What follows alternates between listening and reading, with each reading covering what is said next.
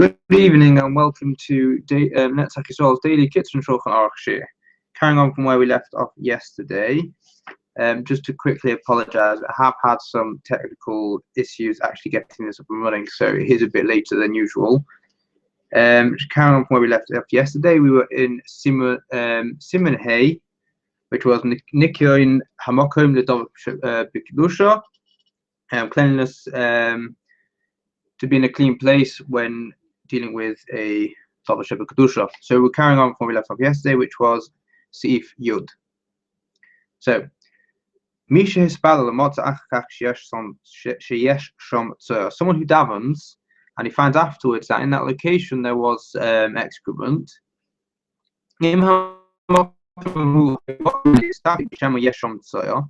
If it was a place where you should have been worried that there was waste there, and you should have checked but you didn't, so you pasha, you sinned. Since we know that Shemona Esrei is in place of a korban, like the pasuk says, it's like a korban of a rasha, of a wicked person. Toyeva is abominable, it's disgusting. You need to go back and daven the Shemona Esrei.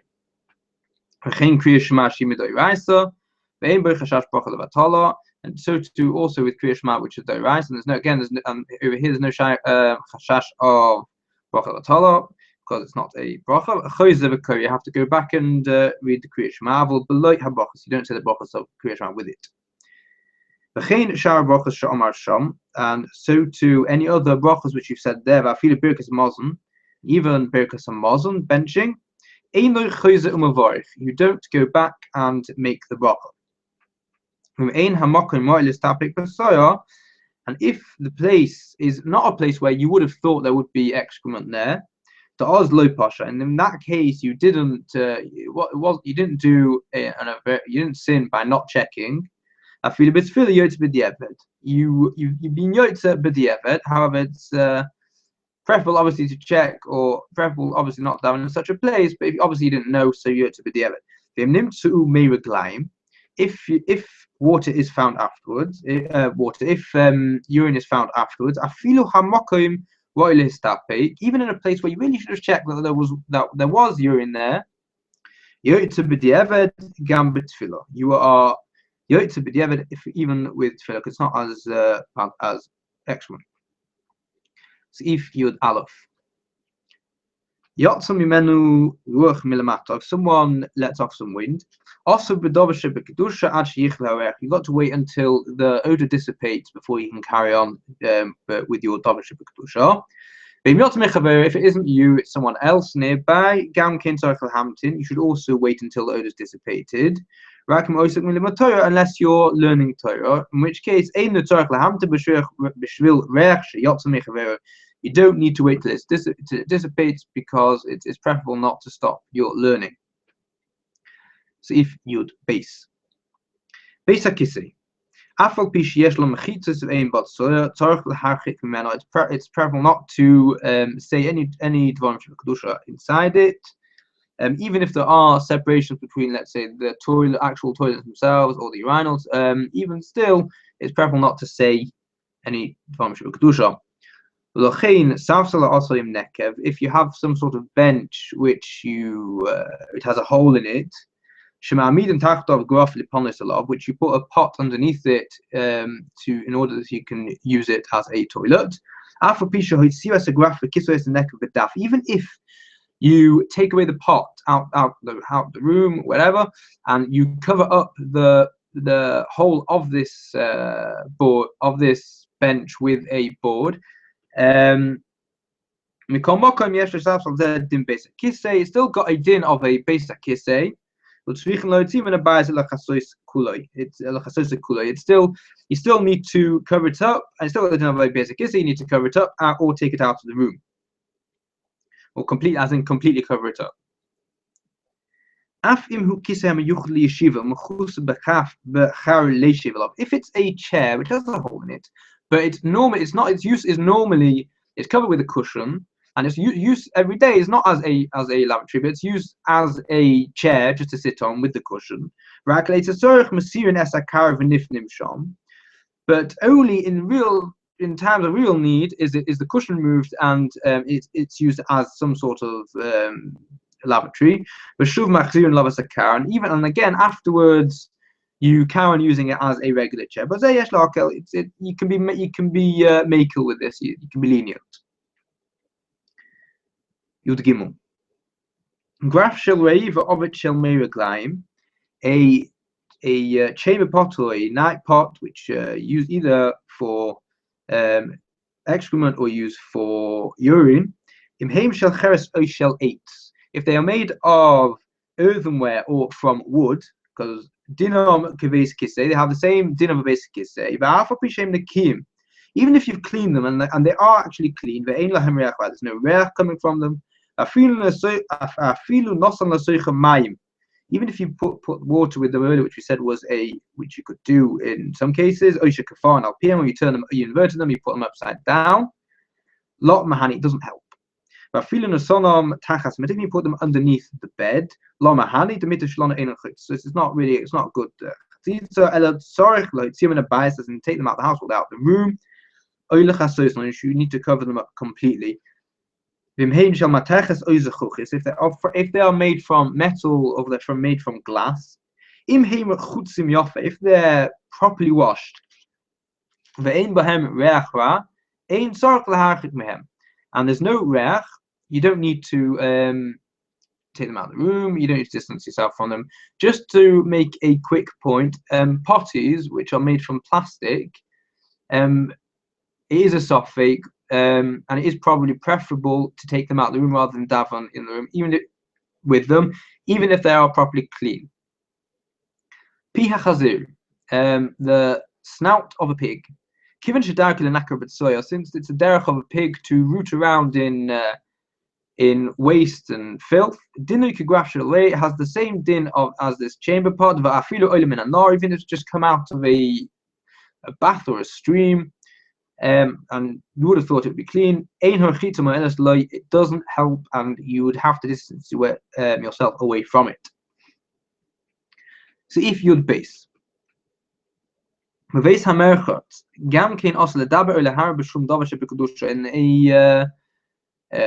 a shower room, it's also also to speak or to think about any davar shebekudusha. It's also to say any name which are specifically referring to God, even if it's in your own language. So you give an example here, going God b'lashon Ashkenaz, that would be in English, any word which is used to denote the God. So God, obviously. He gives another example, Buga, which is Polish or Russian. You're not allowed to say that in the Beit HaMerchat, or filthy alleyways. So any filthy area which has got waste in it would be also to say these names. Also, shalom also to say shalom to a friend. Because shalom is actually one of the names of HaKadosh Baruch Hu, Shene'emar, Hashem Shalom. He called him Hashem Shalom. So we see it's associated with a name of Hashem, and it is in effect a name of Hashem itself. Someone who has a name Shalom. Yes, there are people who say it's also to call him by his name, and there are people that say it's matir. Because you're not referring to, it's not used in a way which is connoting Hashem's name, connotating Hashem's name. However, as you're using it obviously to refer to the person himself. Obviously, I'm not referring to him. And the general practice is to be mekel v'yireh shamayim yesh l'achmer. Someone who's yireh shamayim should be machmer. Seif tezvah. Also, the daber divrei sorei kedusha neget erva. It's also to say any dvarim shebekudusha when your erva, your male organ, is revealed. Bein shaloi, bein shel acher, whether it's your own, whether it's someone else's. Even if it's of a small child or girl. However, in the case of mitzvahs mila, we are making mutter levarach neged erva, and it's mutter to make the bracha neged the child's erva. Even if you close your eyes in order not to see this, the child or the erva, doesn't help. It's still facing you. It's still no good. You should turn yourself away from it, and that way you'll be okay. Seif Tez Zayin. Guf ha'isha, kol makom shedarka lehiskasos. The body of a woman, any place which is normal to be covered up, even this galashom shir tefach. If any of those areas, the shir tefach, which is about 3 inches, 8 to 9, 8 and 10, between 8 and 10 centimeters. If that becomes revealed, and so too hair of a woman which is normally covered, of a married woman which is normally covered, in the scala katasmehen choshev kumay erva legabi ish. It's like an erva legabi ish, and you wouldn't be able to daven in front of it. You'd have to turn away from it. It doesn't make a difference whether it's your own wife or it's someone else's. You're still not allowed to daven in front of it. A woman who sees this, sees on the part of a woman or the hair, it's not considered like an erva. A woman who is singing, it's also considered an erva, and you won't be able to daven in the presence of the woman singing. In a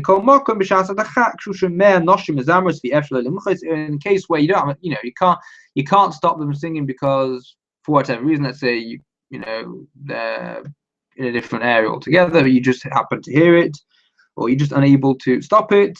You shouldn't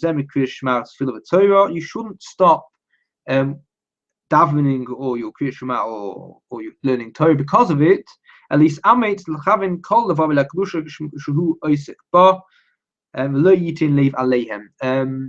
you should concentrate very much on what you're doing and try and basically block it out and concentrate very strongly on your tefillah, learning, etc. See if you're Zayin. If there is no separation between your heart and your lower region, as in, let's say you have a dressing gown, a loose dressing gown without a belt on. So in as much as you're covered up, your two halves are not separated. Even though you're covered up, could go into lavish b'cholak, again, as if you're covered by a cloak. It's still also to say any davar shebekdusha.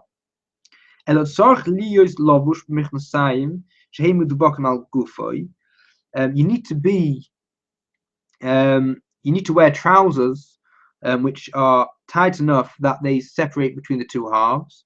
You put a belt on, a gartel. Or you put your arm on your stomach or that area and you press it tight against yourself to create a separation. A woman doesn't need to do any of that. But a man needs to make sure there is some sort of separation between his upper half and his lower half. Have a good evening.